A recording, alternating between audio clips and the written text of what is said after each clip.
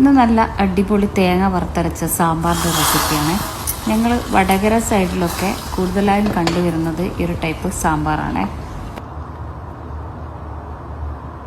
1/4 cup പരിപ്പ് അല്പം ഉപ്പും ചേർത്ത് വേവിച്ചിട്ട് എടുത്തിട്ടുണ്ട്.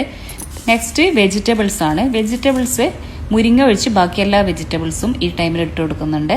പിന്നെ ഇതിലേക്ക് ഒരു ചെറിയ തക്കാളി, ഒരു ചെറിയ സവോള, 2 പച്ചമുളക്, സാമ്പാർ പൗഡർ ഒരു 2.5 ടേബിൾ സ്പൂണോളം ചേർത്തിട്ടുണ്ട്. ഇതിലേക്ക് അല്പം കായവും കൂടിയും ചേർത്ത് കൊടുക്കുന്നുണ്ട്. എന്നിട്ട് നമുക്കിതൊരു 2 തൊട്ട് 3 വിസിൽ വരെ ഇതൊന്ന് വിസിൽ ചെയ്തെടുക്കണം.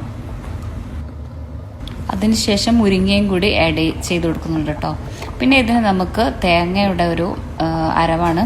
നെക്സ്റ്റ് തേങ്ങ ഒന്ന് വറുത്തിറക്കണം. അപ്പം ഞാൻ നല്ല ഇരുമ്പ് ചീൻചട്ടിയാണ് കേട്ടോ എടുത്തിരിക്കുന്നത്. അപ്പോൾ അതിൽ ചെയ്യുമ്പം ഒരു പ്രത്യേക ടേസ്റ്റ് തന്നെയാണ്. കഴിയുന്നതും ഫ്രഷ് തേങ്ങ തന്നെ എടുക്കാനായിട്ട് നോക്കുക. അപ്പം ഞാനിവിടെ UK ആയതുകൊണ്ട് ഗ്രേറ്റഡ് കോക്കനട്ടാണ് എടുത്തിട്ടുള്ളത്. തേങ്ങയിലേക്ക് ജീരകവും ചെറിയുള്ളിയും വെളുത്തുള്ളിയും ഉലുവയൊക്കെ ചേർത്ത് കൊടുത്തിട്ടുണ്ട് കേട്ടോ.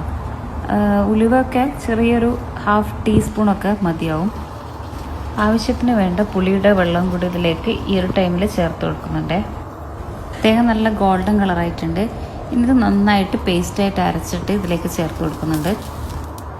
വെണ്ടയ്ക്ക ഒന്ന് സെപ്പറേറ്റ് ആയിട്ട് വഴറ്റിയിട്ട് ഇതിലേക്ക് ഈ ഒരു ടൈമിൽ അതൊന്ന് ആഡ് ചെയ്ത് കൊടുക്കുന്നുണ്ട്.